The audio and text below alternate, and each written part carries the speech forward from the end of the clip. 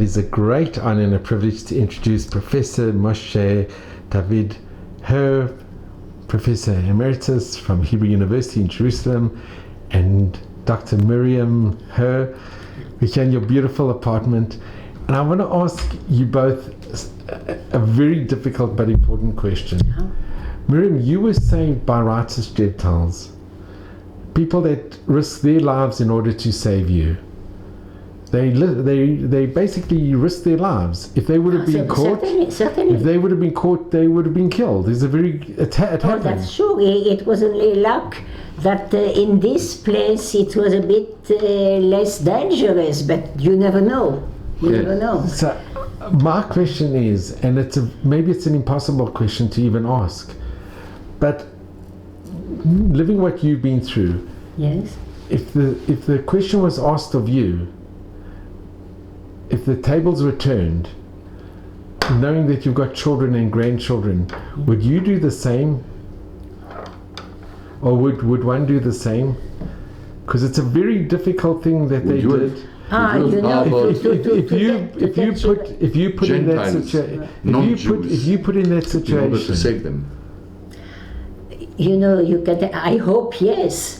And I say I want, but in the reality you can't do the history. I don't. I certainly I can't tell if I really would have done that, but I want to. I would have want to. It depends. You certainly. I think it's I think you can't even refuse that. It's just to do such things, but in the reality, it's another thing. But knowing that one has grandchildren and great grandchildren, you're putting their lives at stake. It's a very, very difficult. That's why I think they are heroes beyond belief what they did, because it's so hard to imagine, and they knew the risk they were taking. They knew it.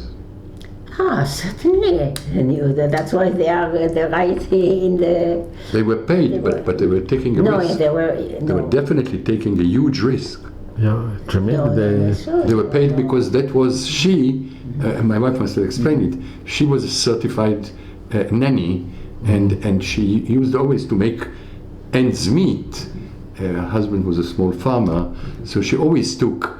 That's why you probably explained it. That's why it was a wonderful cover, because she always took two kinds of children, even before the war. The first kind was children of young couples where the husband divorced the wife 2 or 3 years after the wedding, and there was already a child, and the husband didn't want not only to pay anything for the wife, he didn't even want to pay anything for the maintenance of the child. So the wife, the divorcee, had to go and work. So obviously she had to put the child somewhere. She couldn't both work and keep the child. Yes, I was very lucky. And she was lucky. But she could have refused. She could have said it's too dangerous. And then of course she was lucky because they quarreled with the only priest in the small village. There was just one church and one priest. They stopped going to church, so she didn't have to go to church either. But it was a perfect you can cover. tell. Perfect cover. Depends on the situation. If you ask me the same question, look, as my wife said, to answer hypothetical questions is easy, but until you face the situation in reality, you don't really know. I hope I would have done the same. Definitely, as a practicing Jew, I hope I would have done the same.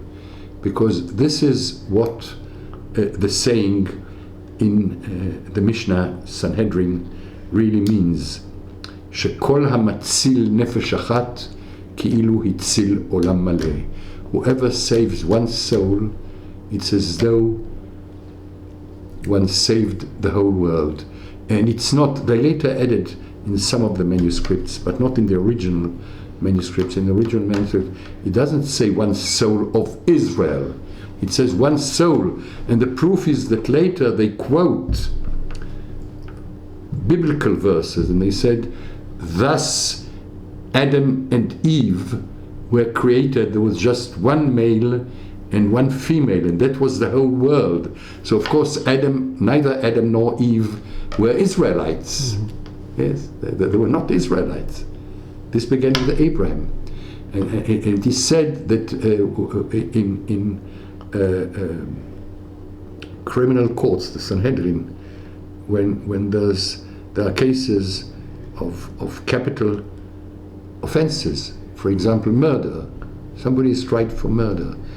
They warn the witnesses, speak the truth, because if you tell a lie and somebody is convicted and executed because of you, it's as though you annihilated the whole world. And it says, Lefichach nivra Adam yechidi. Therefore, the Almighty created Adam alone, so that one would know that a single person is the whole world. That is the whole world. And of course, in order this is it's a grave test. And of course, those people were wonderful people. They were wonderful. All those people who saved Jews at the risk of their lives were extraordinary people. I wish we Jews have learned the lesson, and that we would be the same. You know, there were also, I must say, and this is important, you know that there were pogroms here, for example, in 1920, 21, 29 in Hebron and Tzfat. There were Arabs in Hebron who saved Jews. And they recognized at the risk of their lives. Yeah. There was an old man in Hebron who stood at the gate of a house of Jews, and when the murderers arrived, he held a sword and said, if you are going 1 inch further, you would have to kill me first. You'd have to murder me first. But I won't let you murder me easily. I'll murder some of you first. And yes, there were such people. In Kfar Etzion, that's the village, the kibbutz, where it's midway between Bethlehem and, you know, where one of our 2 daughters married. We've got 4 children, 2 sons, 2 daughters.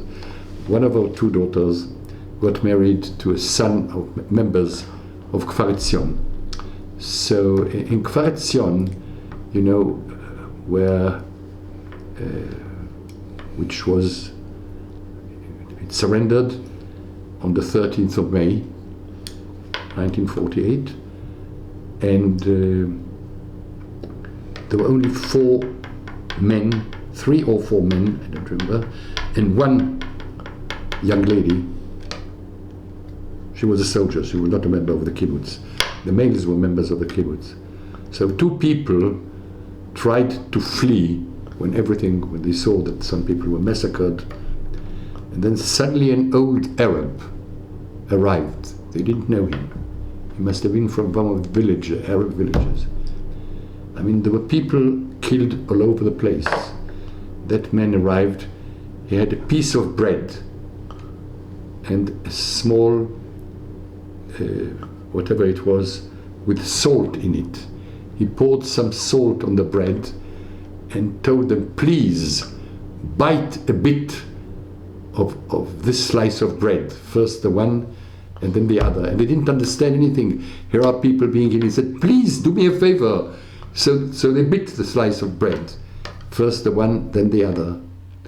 And then he shouted at the throng of murderers coming around, these are now my children. They have eaten my bread and salt.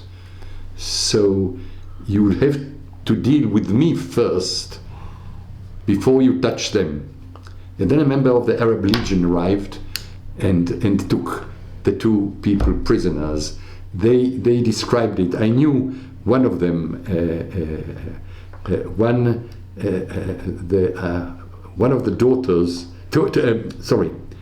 one of the 2 daughters of one of those two men had been my student, and so I met him in Simchas, and the other one had been a schoolmate of my eldest son, and also later my student, not she, but her husband. She got married to a man. So he also wrote a poem, a very famous poem, about the whole thing. And he said that as soon as the men from the Legion took them prisoners and knew they were saved, the old men, they looked for the old man because they wanted to thank him. But he completely disappeared. Probably so one of them said, maybe it was Elijah the prophet. Of course, they knew it wasn't Elijah at all. But you see, there are very nice people even amongst the enemy. Yes. They say in France there were villages where people knew that there were Jews hiding, and they never ever they never told the authorities. They kept it quiet. Of course.